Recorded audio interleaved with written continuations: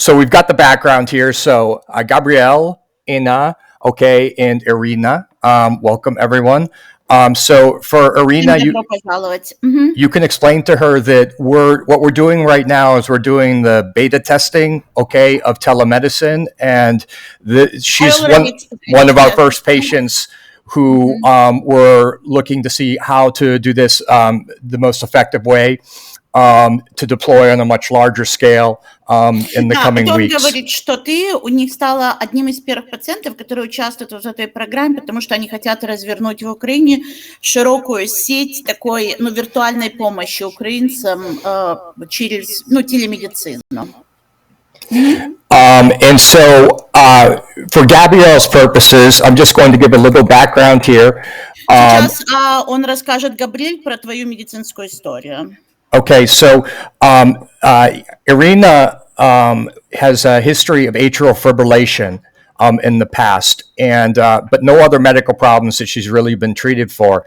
And she had an ablation procedure done approximately 5 years ago for the treatment of atrial fibrillation with the goal of getting her to go back into a normal sinus rhythm.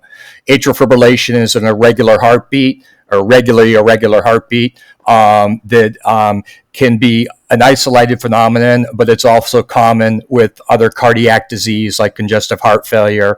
Okay. Вы объясняете все, о чем мы говорили в прошлый раз, всю твою медицинскую историю, что у тебя 5 лет началось и так далее. So initially in the management, our goal is, if possible, obviously, is to restore normal sinus rhythm and maintain the patient in normal sinus rhythm. And there are a variety of ways that takes place with either chemical or electrical cardioversion at the time of diagnosis. And then afterwards, then the patient is typically put on an antiarrhythmic, and there's a variety of choices there that will help maintain the patient in the sinus rhythm. These medications are not completely benign. They can be associated and be pro-arrhythmic and cause other arrhythmias too. So it's a balance of risk and benefit, and we are increasingly more focused on. Before I forgot, Он говорит, что сейчас наша задача подобрать пациенту такие лекарства, чтобы они держали как можно дольше ритм в норме. Но он сказал, что как со всеми лекарствами, с этими лекарствами ассоциируются, они не такие простые, поэтому с каждым из них ассоциируются определенные риски. Поэтому задача подобрать лекарства, которые, держа в норме ритм, не будут нарушать работу других органов. So we are increasingly more focused on rate control, because that ultimately, in a lot of these patients, the antiarrhythmics will, over time, the heart kind of reorganizes and the patient tends to be in atrial fibrillation more often than not. And when that becomes the case, the benefit of being on an antiarrhythmic drug loses its value if it's not keeping them in a sinus rhythm. And then the case with Irina, that seems to be it, that she's in atrial fibrillation a lot of the time. Как в твоем случае, как во многих других, если пациент довольно долго на каком-то лекарстве, которое держит ритм, то они перестают работать, и человек все равно постоянно чувствует аритмию. Okay, and so it sounds like from the history that she gave to me that she is now in atrial fibrillation a fair amount of the time, and her main concern is that she's getting episodes of tachycardia where the heart is beating too fast, and that's the main complaint people often have is, oh, my heart's racing too much. Он говорит, что из того, что он понял, что твоя основная проблема в последний год, что у тебя очень часто аритмия, тахикардия возникает, когда становится быстрым биение сердца, да? So from a cardiology standpoint, just to summarize, the initial thing is the decision whether you're going to try to convert to a normal sinus rhythm and try to maintain in the normal sinus rhythm, or whether you're going and include being focused on rate, obviously, as well, or whether you're just going to be focused on rate and not worry about whether they're in atrial fibrillation. Can I translate it? Okay. So там, значит, он говорит, что есть два пути к этому подходу, что можно нормализировать ритм, а можно нормализировать тахикардию. То есть либо одно ты держишь под контролем, либо другое. То есть, и вот, вопрос стоит в том, на чем ты сосредотачиваешься. Ты держишь под контролем ритм, Вот это та, которая у тебя, или ты держишь под контролем тахикардию, биение сердца, ну, пульс, я так понимаю, если я правильно. Окей. And so the second thing that's involved with atrial fibrillation is the question of anticoagulation, because atrial fibrillation increases your risk of having a stroke, okay, an embolic stroke, because when the atrium is not contracting well, atrial fibrillation is like a bag of worms. There's no organized contraction of the heart, and as a consequence, you get stasis. And then that makes you more likely to have blood clot form. Что еще один из больших рисков обычно при таком состоянии – это риск инсульта, потому что когда кровь вот так пульсирует в бляшке, и может возникнуть инсульт. Okay. All right. So with this, we use a scoring system that takes into account patients' other underlying medical problems, because anticoagulation has a benefit with respect to decreasing your risk of stroke, but it also has a risk of major bleeding and the consequences of that. Он говорит, что вот то лекарство, например, которое ты принимала перед этим, оно контролирует, чтобы не было инсульта, но в то же время оно очень разжижает кровь и может быть могут быть кровотечения. Поэтому, когда они проводят лечение такими лекарствами, они всегда учитывают при общем состоянии, какие у тебя другие факторы риска инсульта именно. Okay, so without going into great detail, what we do is we use a scoring system that takes into account a variety of factors on the patient to give us a score. If the score is a 0 for males or 1 for females, females, their risk factor of being a female doesn't get taken into account unless they have other risk factors. But a 0 or 1, respectively by gender, would indicate an extremely low risk of having a blood clot go to your brain, okay, causing a stroke. And that rate... Они создали такую шкалу от 0 и выше, которая рассчитывает твой индивидуальный риск того, что у тебя могут возникнуть бляшки, что у тебя будет инсульт. And so the rate for her risk calculation is about 0.2% per year, okay? But her risk of bleeding or having major bleeding is significantly higher than that. В твоем случае риск того, что у тебя может быть бляшки вот эти, что может быть инсульт, очень низкий, исходя из других факторов. Но что у тебя может быть кровотечение, риск от этих лекарств, риск высокий. She has a question. Он это понял, потому что я давала много анализов, и сказали, как старелку принимать обязательно.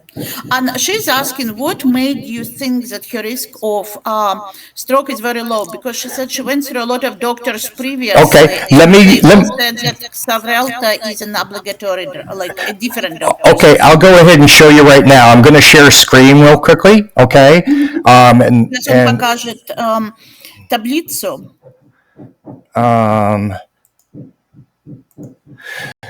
So can you see the screen now?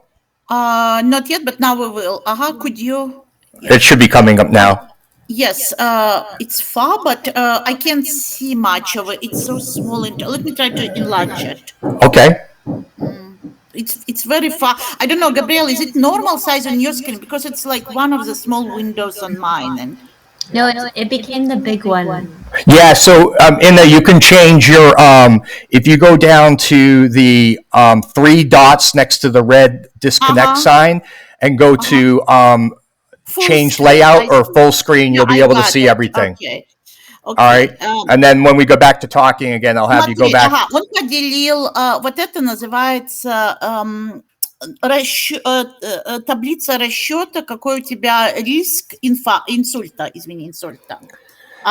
Okay, so Irina has, if we go through this calculation here, all right, so C is congestive heart failure, okay, H is hypertension, age is a 2-point score if you're greater than 75, okay, D is diabetes, S is a prior history of stroke with a 2-point score, okay? Let me explain to you. Смотри, вот это история диабета. У тебя оно, получается, нет, да?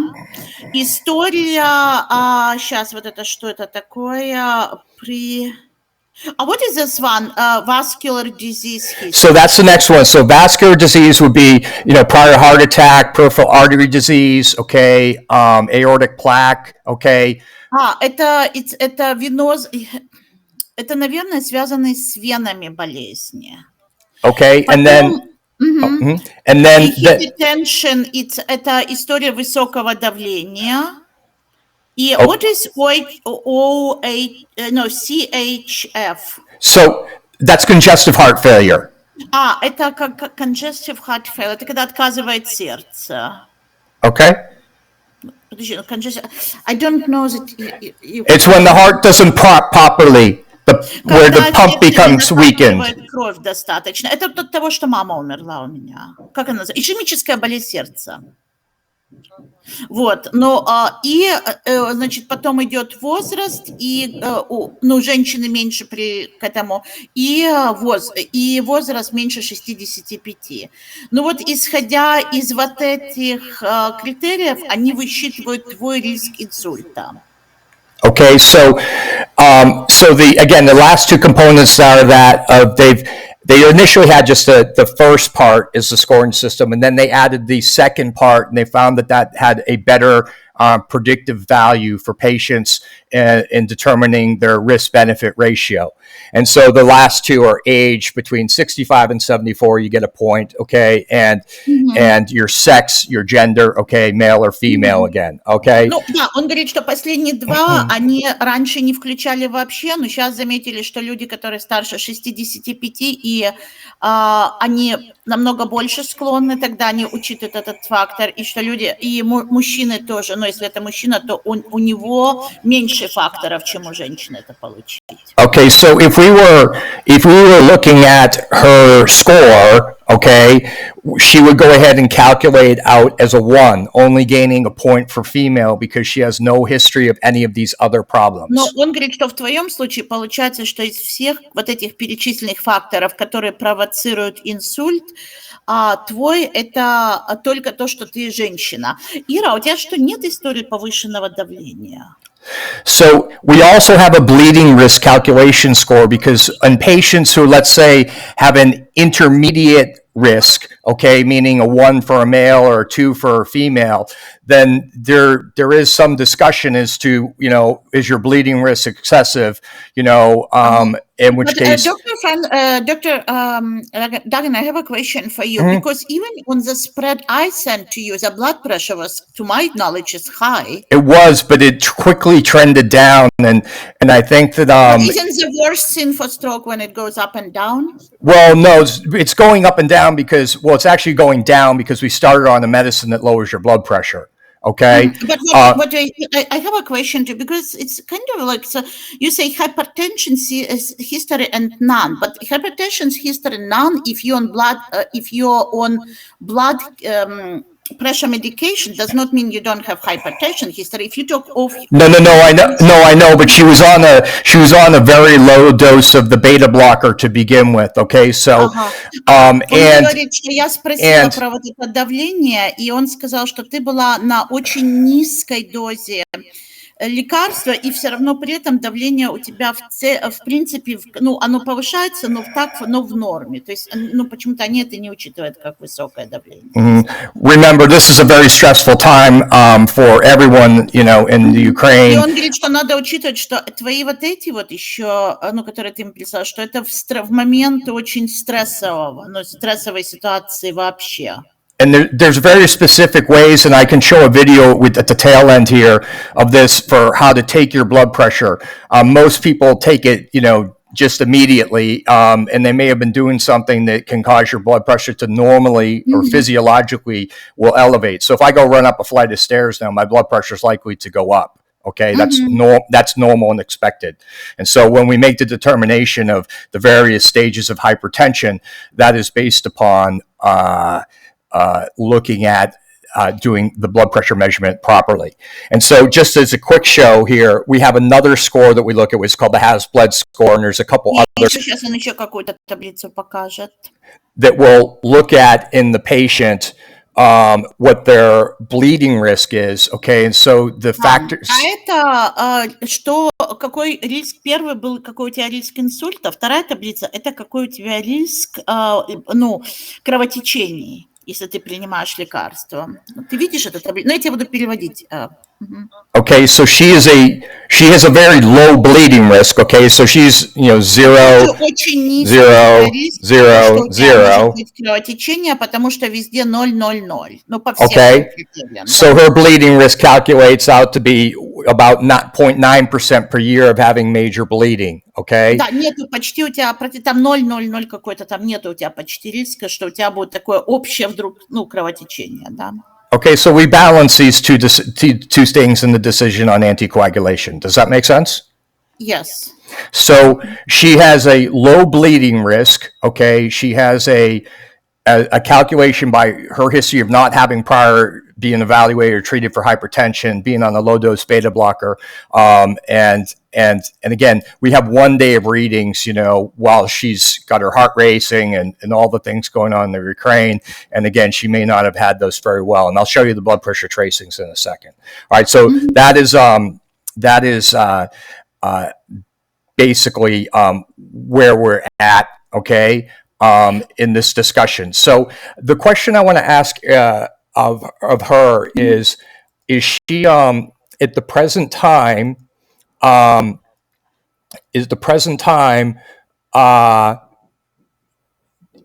is she feeling better?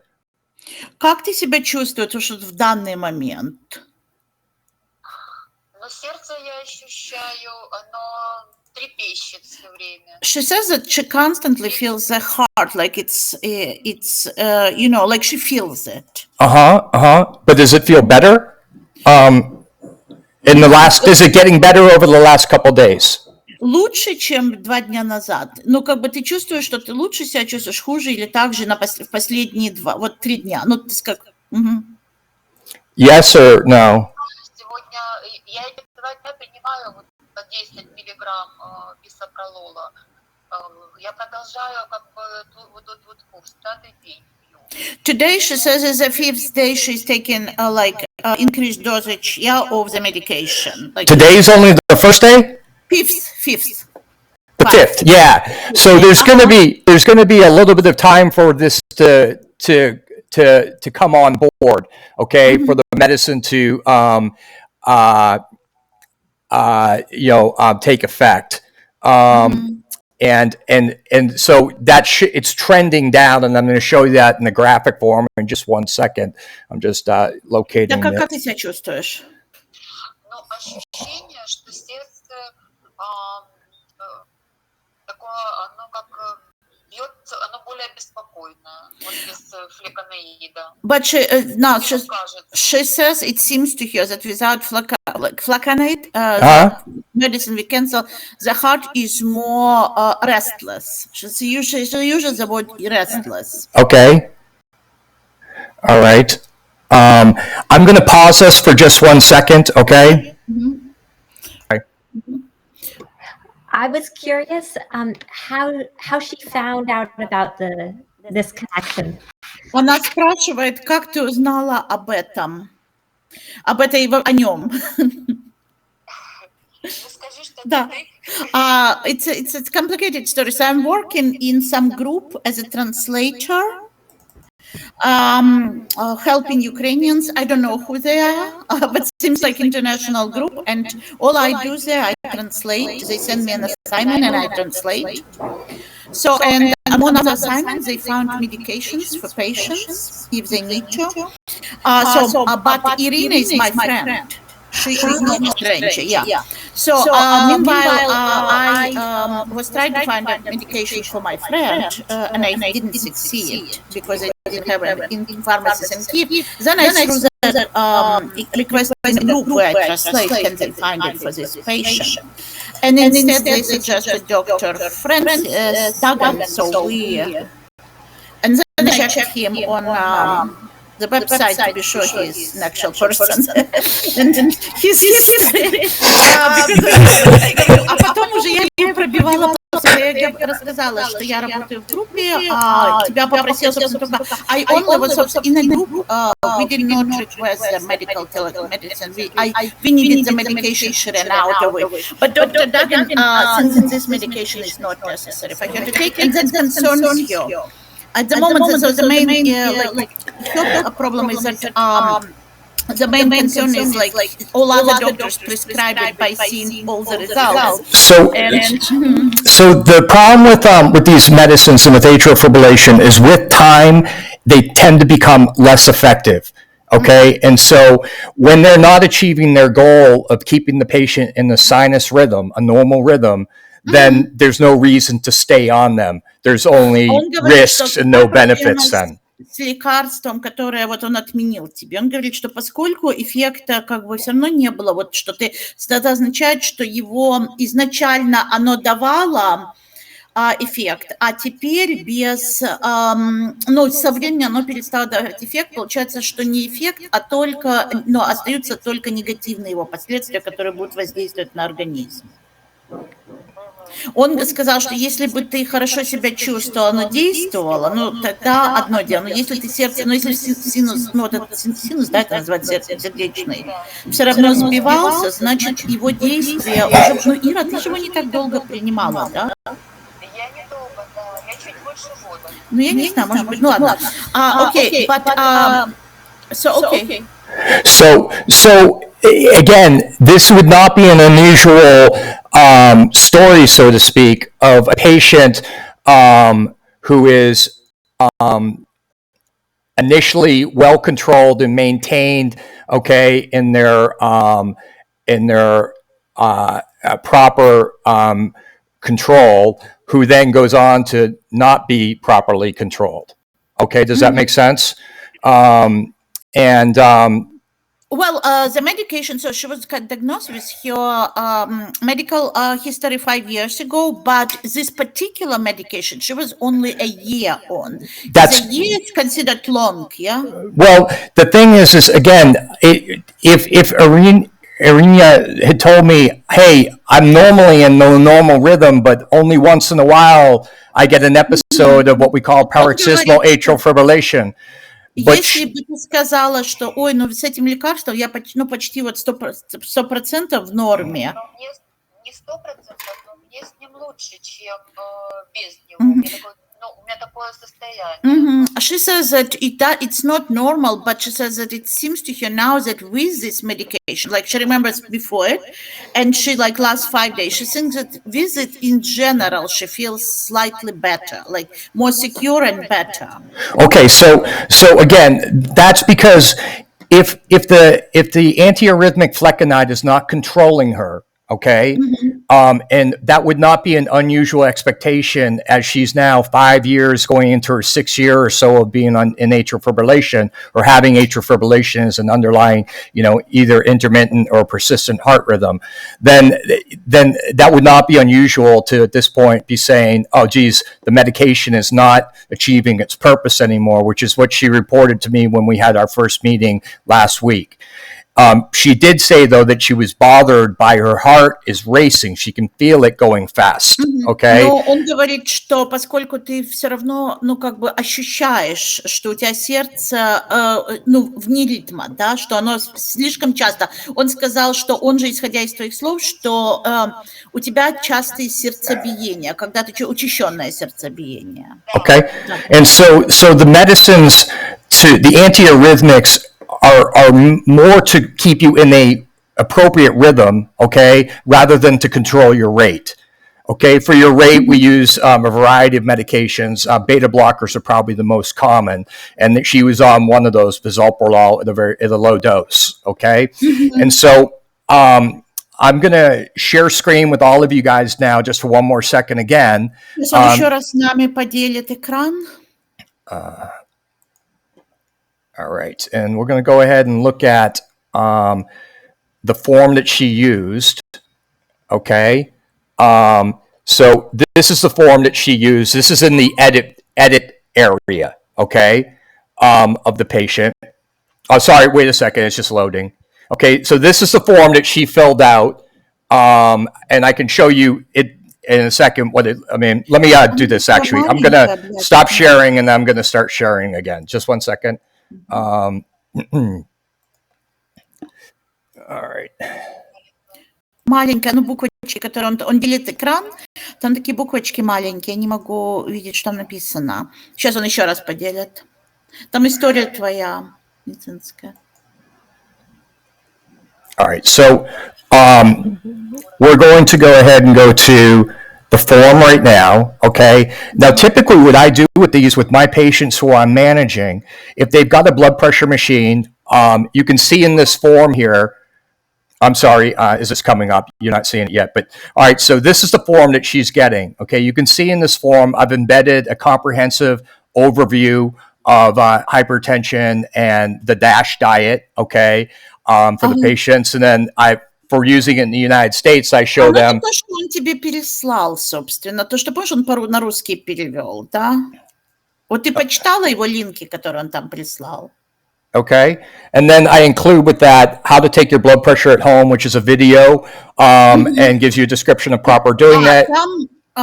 Там еще есть какое-то видео, которым как правильно мерить, чтобы точно знать, какое у тебя давление, как правильно его мерить в каких ситуациях. И тебе могу это видео перевести, если, надо будет на него посмотреть. Okay. And I make some recommendations on blood pressure machines that I think are reliable.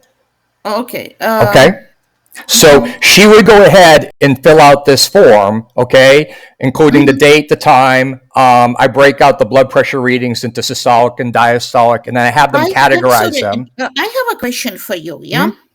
This is just since we have... У меня один вопрос к нему. Сейчас я ему задам, я потом переведу. Since you like talking about it as a persistent, systematic working with other patients, yeah? I'm only doing it because Irina is my personal friend. No, I understand. But we have... What I mean is, but my question to you for your record, you would need to work with Ukraine professional medical interpreters. Half of the terms I do not know, for example, and it's very dangerous because she's a heart patient, yeah, and I'm just a regular interpreter, like I do Ministry of Defense interpreting. I don't do medical. So you will need a bunch of medical interpreters who would be willing to spend with each patient in now follow-ups for every 3 days. So, and do it for free, yeah? Yeah. This is my question. So at this point right now, we haven't deployed the platform, okay? And we have professional translators for that. Okay. Okay. I'm using you because, this is how the connection was made. Okay. Yes. We haven't gone. I just want to no, we haven't gone live with this. Okay. This is what we're in the process of deploying.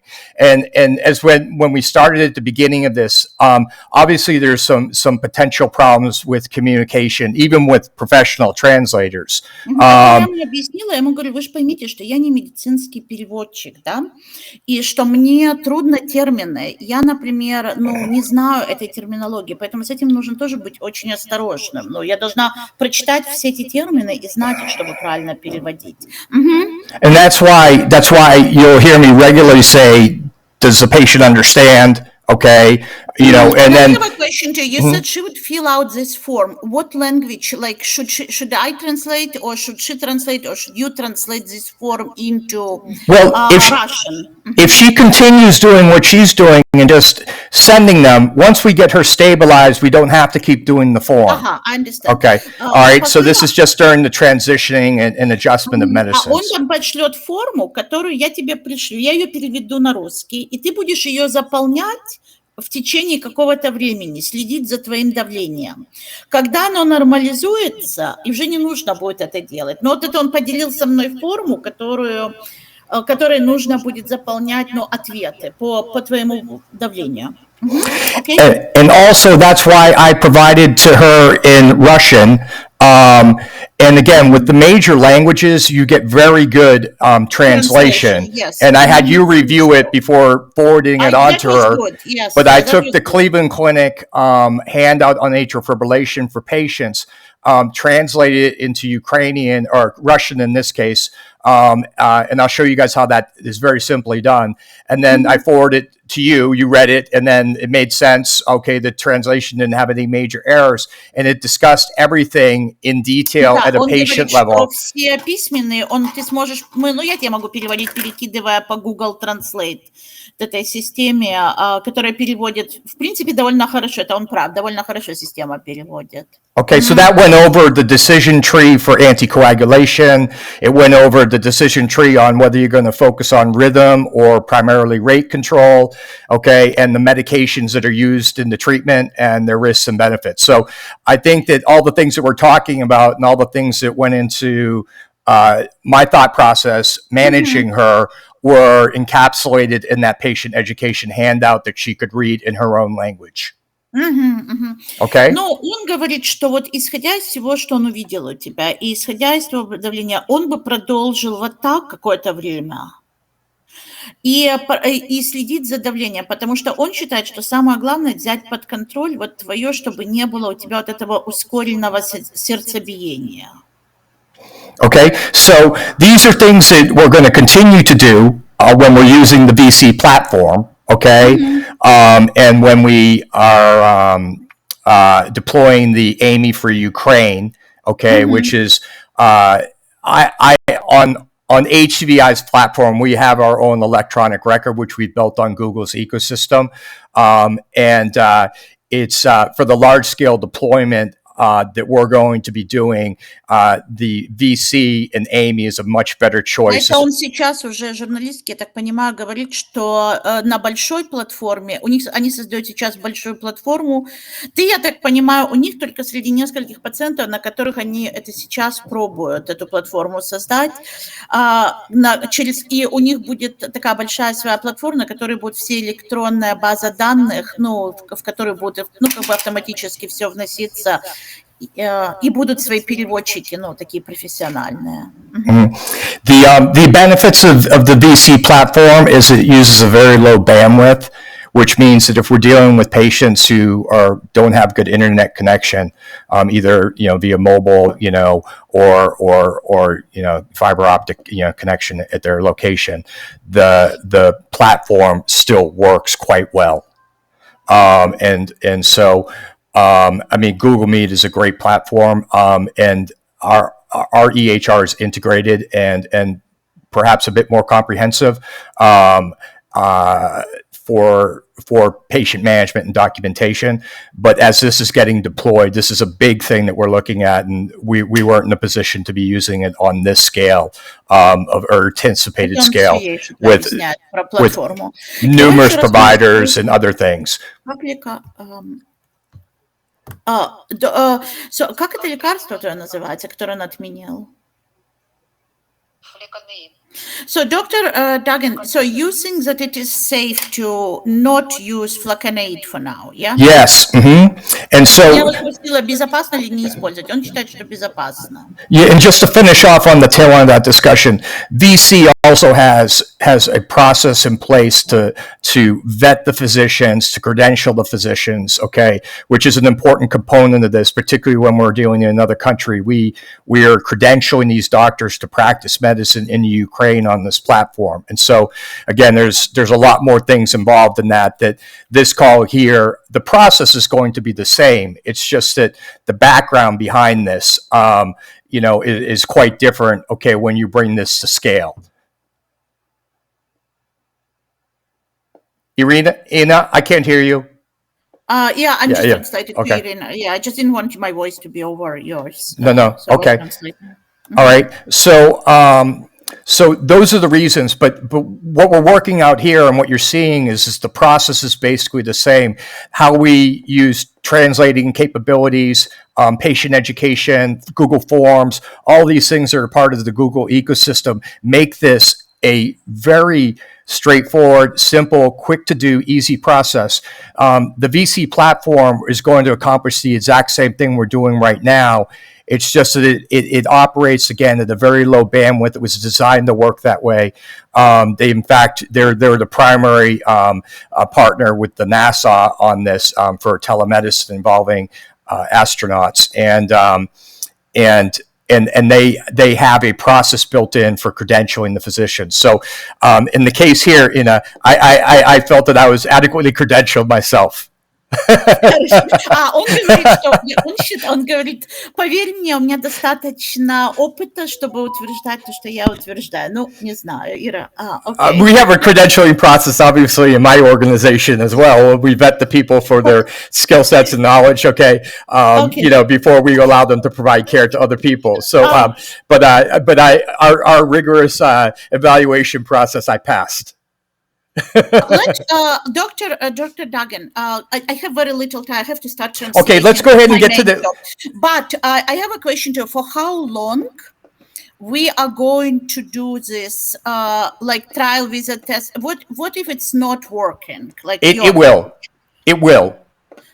Well, он считает, что сработает, but how long we are going to track that blood pressure? Well, it's probably not a whole lot longer. I think that she said that she's starting to feel better today. Remember, if you take a blood pressure medicine, it's not an instantaneous effect, okay? Он говорит, что, значит, когда ты начинаешь принимать повышенную дозу вот этого лекарства, сразу эффекта не будет. Оно накопительно, да? Okay, so I'm going to show you, okay? I'm going to cancel this screen, okay?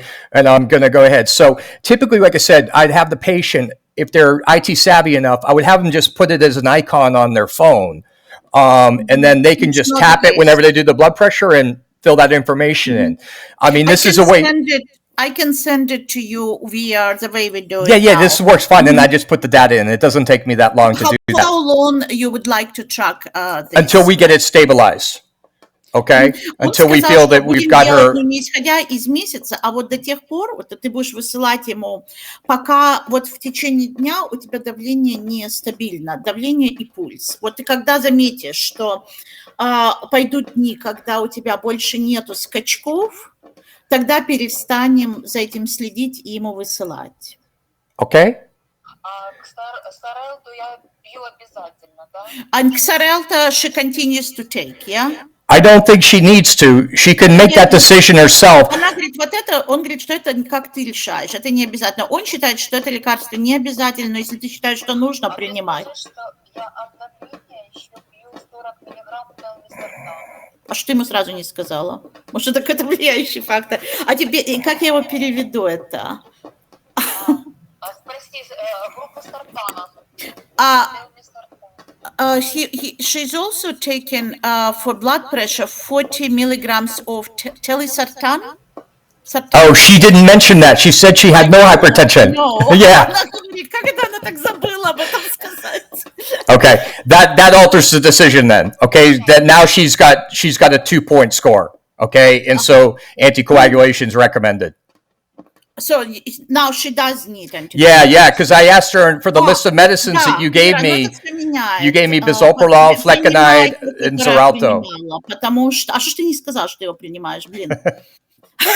Он говорит, сразу тебя повысило в другую группу. This is not an uncommon thing working in the ER. You send 3 people to talk to the patient, you get 3 problems. So do you have any major medical problems? No. Он спрашивает на всякий случай. And then you go look at the med list and they're on insulin, hyperlipidemia drug, okay, blood pressure medicine. They're on a peptic medicine for stomach ulcers. This is a common thing, and again, that's why I asked her for a complete list, И раз ты принимаешь лекарство от давления, тебя это переводит совсем в другую группу. И да, вот то лекарство возвращай, которое ты, сказала, да. Потому что у тебя теперь, ты была в группе 0, а из-за того, что у тебя есть лекарство от гипертонии, значит, ты сразу переходишь в разряд 3, а не 0. И все, и ты должна вернуть то лекарство.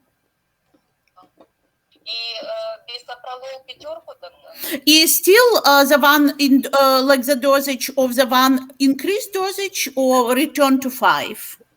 No, she's supposed to be on the increased dosage. So what is she taking right now? 10. She's taking Okay, 10. Good. That's what we want. Okay. Yes.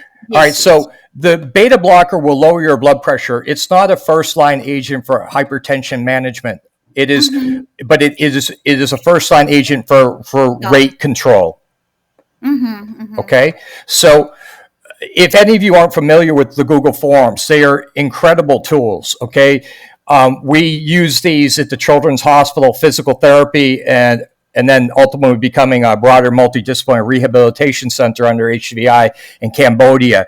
And Google Forms really function very well for us in taking them paperless in the management of our patients. Now, rehabilitation and physical therapy is a lot more straightforward than general medical problems. And so we use a different platform for managing the patients who, for regular medical disease. But for this, to show the power of it, we were able to take them with no increase in staffing from 5,000 to 30,000 visits in 1 year, just by employing the Google form with much better care, much higher quality, and much better management of the patient. So I mean, that's a great win, okay, for a free tool that we employed at the hospital. We took them from using paper to going paperless using this form.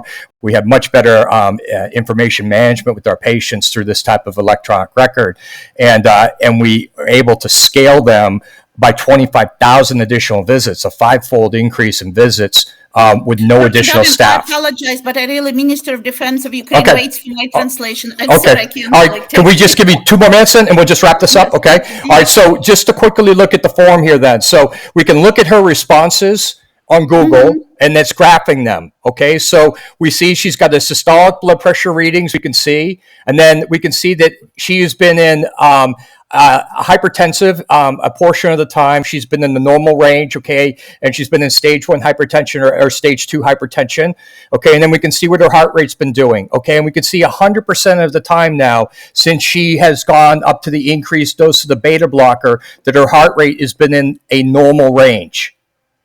Он говорит, что исходя из тех, которые он посмотрел, твоих, которые ты прислала ему бумажек, значит, твой сердцебиение, пульс, он у тебя в нормальных рамках, и это хороший показатель. То есть вот так все и оставляй, но твое лекарство тоже оставляй. Ты поняла, да? В той дозе, которая была. Okay. So you can see here, I've got a graphic representation that automatically takes place on Google Forms that I can now go very quickly and look at, and I can get, okay, what's her blood pressure reading been tracing? Okay. And I can see what the actual values are. I get a graphic representation of that, and that's a quick way for me to go ahead and see what she's doing. I can also go into this, and I can look at those values in a graphic form, okay, as well as in the spreadsheet. So we're opening up a second form. I'm just going to stop sharing and start sharing for 1 second again. Okay. So I'll present now. And you can see again here, every question on the form becomes a column in the spreadsheet. Okay, I need to, it's serious. I can't delay them anymore. I'm sorry. Okay. All right. Okay. I'm going to stay on with Gabrielle. Okay. So our plan right now is to stay on the same dose, continue monitoring the blood pressure. Okay. And the heart rate, and then we'll evaluate in maybe 3 or 4 more days, okay? Ага, 3-4 дня следующих ты продолжаешь делать все, что ты делала. Пришлешь мне название этого лекарства, я ему перешлю и дозу, хорошо? И он включит это в эту таблицу. Okay. All right. So continue the Xarelto, continue the Telmisartan, okay? She's not taking aspirin, is she? Аспирин не принимаю. Ты не принимаешь, да, аспирин? Hello? No, good. She should not. Can you tell me, where is she based? In Kiev. She is, okay. Okay. All right. And I'll let you go, and then I'll send you a message, and we'll figure out the next time that we'll meet. Okay. Gabby, why don't you stay on a couple more seconds? I'll just show you a few things that we did in the call yesterday or last week on Friday. So it was 4 days ago. But so you can see here, I've got 3 days of vital sign management from the patient. Okay. Yeah. So I can look at. Was the initial issue for her that she couldn't find her medications? So she ran out of her flecainide, or was going to be running out of it that day. Okay. And what about her local doctor? So I'm not able to get into them, and there's no flecainide. There's no flecainide in the country. They went to like 9 pharmacies and couldn't find it. But that prompted the discussion, okay, because the question is at that point is again, are we going to focus on rhythm control, okay? In which case we try to restart flecainide, okay? But if we wait a long period of time, that becomes an issue. The patient needs to be monitored as you reinstitute or you institute another medicine. Some people had suggested, using another antiarrhythmic, but most of them require you to be hospitalized or under very close monitoring as you're starting them, because again, they have a potential to cause arrhythmias of a different type. Okay, so again, so she was telling me basically, I'm in atrial fibrillation almost all the time now. Okay, and that would not be an unusual story. It wouldn't surprise me. And so if that's the case, the benefits of the flecainide are not outweighed by any potential risks. Okay, and then the focus is for symptom management is to keep her rate under control, and you achieve that by we increase the dose of the beta blocker. Okay, and you can see here as we're looking at her readings, okay, as we're trending down, this is the first day, okay, blood pressure's a little bit on the higher side, okay, as we go down to the second, third, fourth day, okay, the blood pressure's now dropped into the normal range, okay, so you can see, this is the heart rate for normal heart rate category, okay, and then here you can see that now she's essentially been, in a relatively normal blood pressure, okay, for the last 24 to 36 hours. And I anticipate that that's going to continue to be at that rate. Okay. And then, like I said, her heart rate now, you can see that her heart rate, before she started the medicine, we took her vital signs, okay, and her heart rate was like 108, okay. She says that typically that's where she's running in the 100 to 115 range, and so we've already seen a fairly dramatic drop in her baseline heart rate, okay, into a desired range. And she's reporting symptomatically in the last 24 hours or so that she's starting to feel better. Okay, so we'll stay at this dose for a few more days, tracking things. Okay, and then we'll go ahead and reassess whether we need to have a further increase in the blood pressure or the beta blocker. Okay, sometimes what we'll do with these patients as well is because she can be in sinus rhythm too, and getting your heart rate into a lower rate often will have you go back into sinus intermittently or maybe even more persistently. But we also sometimes will do with patients, we'll give them the option, if they feel their heart's racing or above a certain rate, to give an additional dose that day or at that time of a beta blocker, the same one she's on. So there'd be kind of like a rescue dose, so to speak, if that makes sense. I'm going to stop sharing. I'm going to stop sharing this window here. Okay, and I just want to show you a couple other things, and just since we're recording this, so for the process, and one of the reasons why we're doing this on video, in addition for your benefit, is also as we're dealing with third parties and other people on the VC platform, it's going to be very similar to this, okay? Except you'll have documentation in the side window that you can be doing in real time, okay? And like I said, there's a lot of reasons why HCVI didn't take this over. Do you know what I mean? This is just too big for us, okay? At this stage. See, Amy. VC, okay, is the parent company. They're for profit, okay.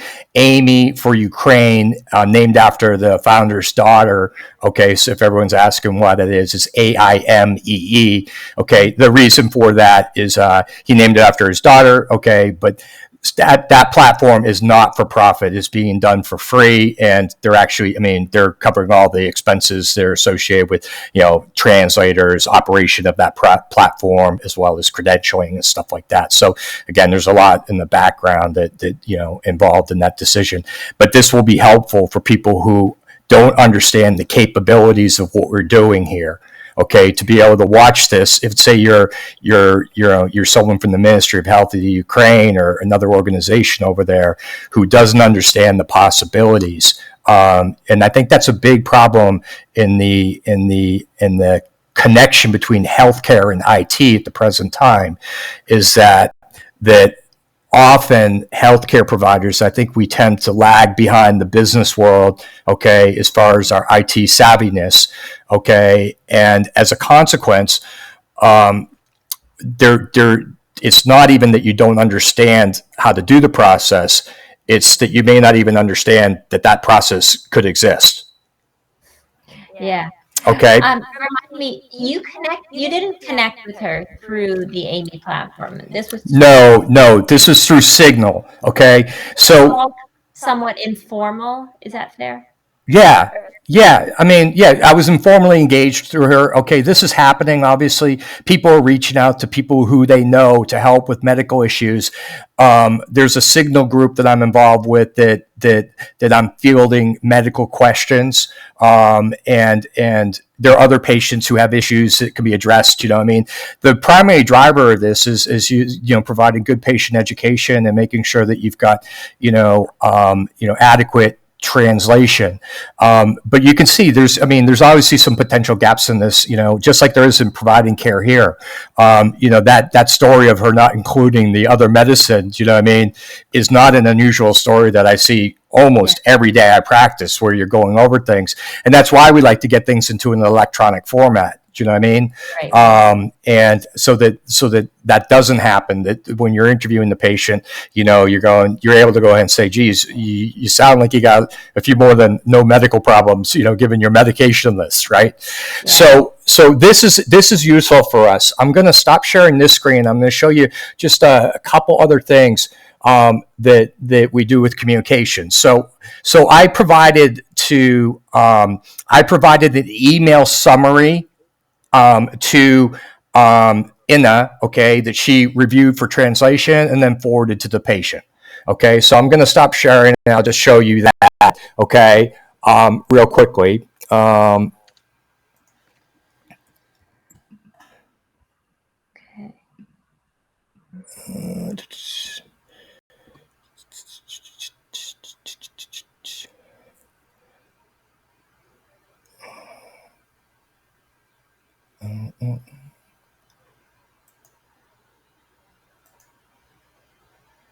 I can find it.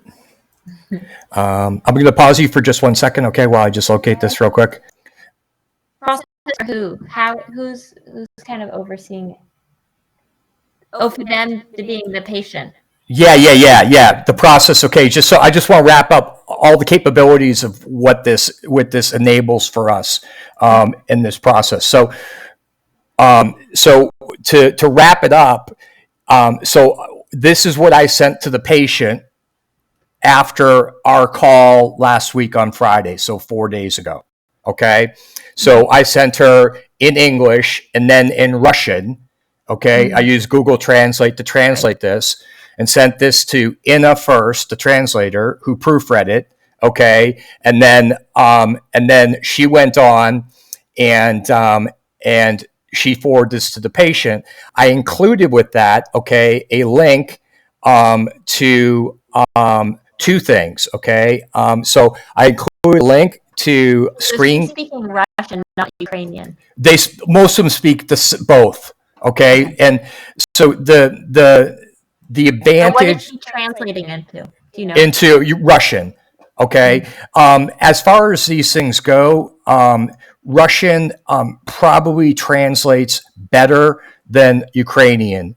Again, with Google's, it's users, right? The more people using it, the better the AI is. Okay, the better the learning of the translations, everything like that. And so, we could have chosen one or the other. Okay. But this is what we end up doing. So if we come down, so I gave her, okay, two things. Okay, so I gave her a screencastify, okay, going over how to record a video. And so just like we're recording right now, I provided her this information. And then let me go ahead and find that video.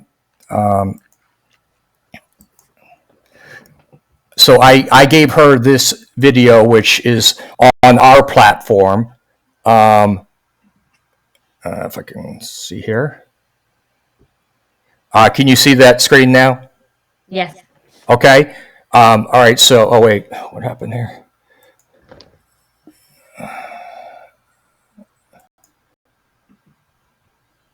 I'm sorry, bear with me 1 second. I think I selected the wrong one. Just 1 second. I'm going to stop and start again. Okay.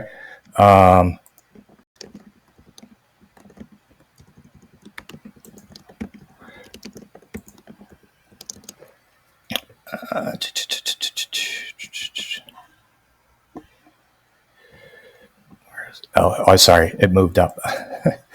All right. So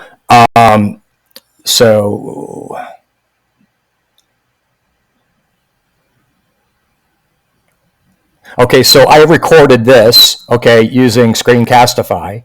Okay. Translate any website or web page into I'm not sure if you can hear this. Using Google Yeah, I Translate, perform the following steps. Right-click on the page, select Translate to, select Translate options, choose another language. From the drop-down, choose the desired language. Select Translate. At this point, the web page or website will be translated into your chosen language. Okay, so so basically that process then it looks just like this. So this is exactly what I did for her. Okay, so I went to the website for Cleveland Clinic. Okay, I right click, I go to translate English. I go ahead and select the choose another language, choose from the drop down. We went down and we go to Russian, but I mean, any of the languages Google Translate, it will do this, obviously. Translate, and then boom. Okay, now the whole website's in Russian. Yeah. Phenomenal, right? Yeah, phenomenal.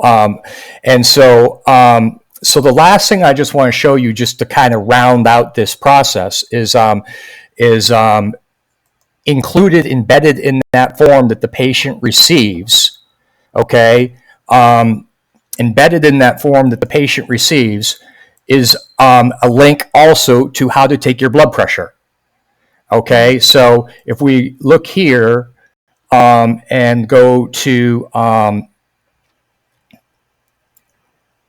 the form that a patient would typically receive from me. Okay, and sometimes we have to provide some assistance. They handwrite it down, and you just have to enter the data yourself. Okay, so when we do that, so I include in there, again, for my purposes here in the States, I include for patients, I send this to a lot of my patients, do you know what I mean, who I may be, bridging them until they can get into their regular doctor after seeing them in the emergency department and starting them on some medication. So, good, reliable machines they can use. And then I go ahead, the Cleveland Clinic hypertension overview is placed there for the patient that talks about diet and lifestyle and the choices of medications.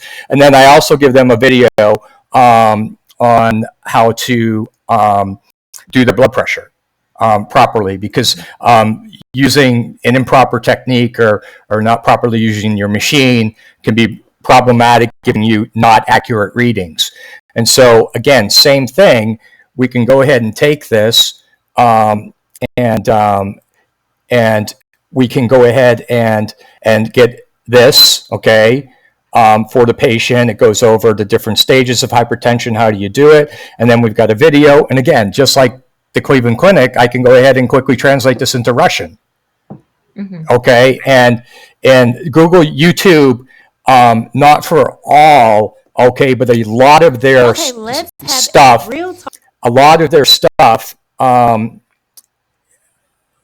I'm going to flip this over one more time.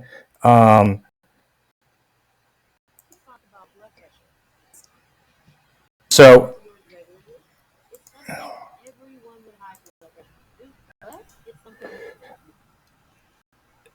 okay, are you seeing this? So you can go into settings here.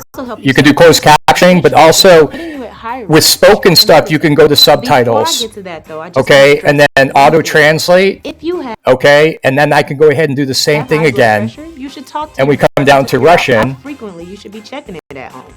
And you can most see people, here checking now, your blood pressure twice in the morning and twice in the evening, Yeah. even just for a week, that's will going to help now you and start your doctor translating, better understand okay, your blood pressure. subtitling it into Avoiding Russian. meals is See, right now it's in beneficial Russian before you take subtitle. your blood pressure medication. I mean, it's Also crazy. very important to I mean, it's avoid crazy. fresh It's like fries, magic. caffeine, You know what I mean? I think, and honestly, some of this fried technology is foods, like magic. since those And there's another can affect feature your blood that I like Now, particularly about let's Google move on Meet to talk is about they allow the us way to measure close your blood pressure caption. at home.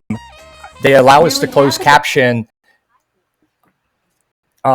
in our call. So you can see now that as I'm speaking, I'm getting an immediate language translation or captioning of what I'm speaking, which is very helpful when you're dealing with people who have English as a second language, where they probably can understand you, but you need to slow it up a little bit. And them having an ability to read and see it at the same time is incredibly useful. So, you still there with us, Gabby? Gabrielle?